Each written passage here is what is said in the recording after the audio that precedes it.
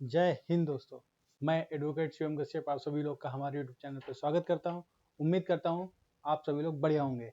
आज मैं बहुत ही इंटरेस्टिंग टॉपिक लेकर के आया हूं और सभी लोग को जानना भी इम्पोर्टेंट है कि ये सब भैया जो चल रहा है आजकल की फैमिली मैटर ज़्यादा बढ़ रहे हैं, तो ये किस वजह से बढ़ रहे हैं और फर्जी FIR लिखी जा रही है 498 में भी, और उसमें कई FIR जोड़ी भी जा रही हैं।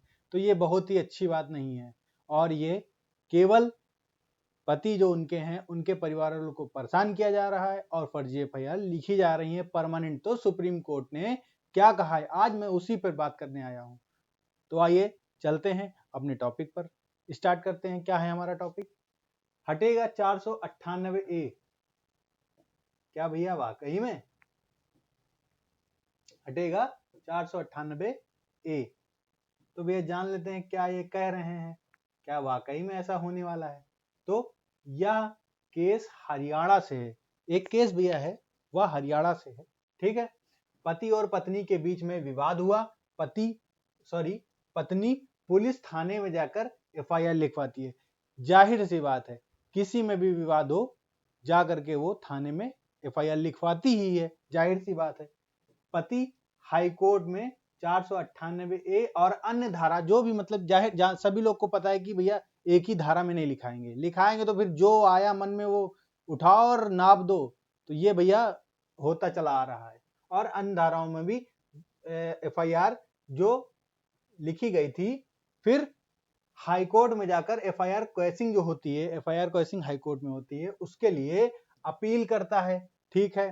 पर हाई कोर्ट बोलता है कि आपकी FIR क्वेसिंग नहीं होगी, अब आपको ट्रायल फेस करना होगा। अब तो भैया पति बड़ा हैरान परेशान भैया, क्योंकि फर्जी भी बहुत लोग फंसाए जाते हैं।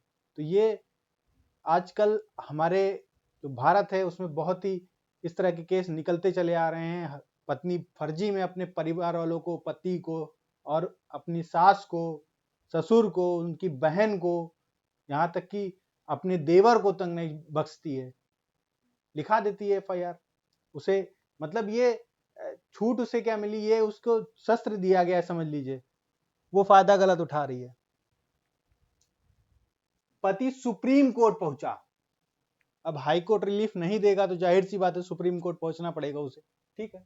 सुप्रीम कोर्ट ने पति को बेल और डायरेक्शन को पास करता हुआ निचली अदालत में पुलिस ऑफिसर को, सरकार को कहा कि आपके पास ऐसी कंप्लेंट आती हैं।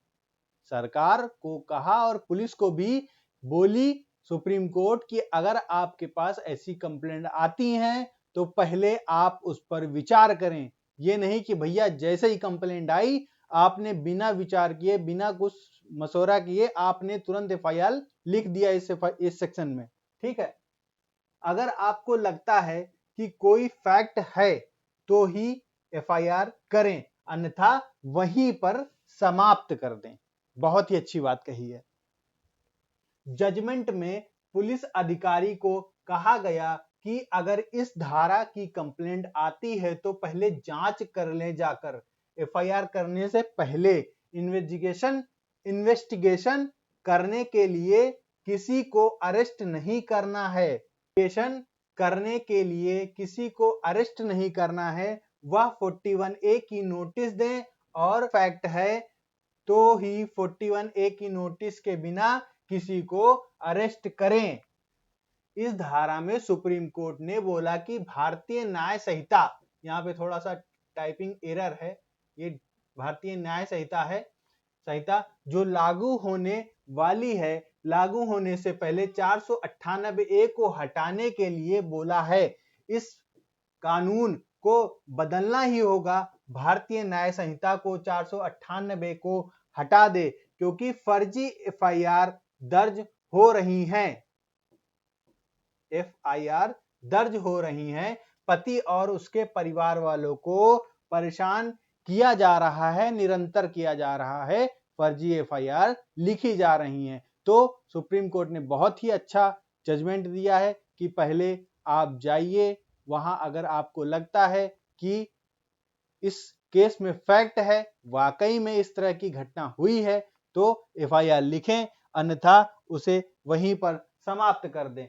पार्लियामेंट को भी बोला है कि इस जजमेंट में और जजमेंट की कॉपी होम मिनिस्टर और लॉ मिनिस्टर को भेजें और रजिस्ट्रार को भी बोला है कि 1/7/2024 से जो नए कानून आ रहे हैं उसमें भारतीय न्याय संहिता लागू होने वाली है, इस पर मॉडिफिकेशन करें। बहुत ही अच्छी बात कही है। तो क्या वाकई में हट जाएगा 498A? यह देखने वाली बात है।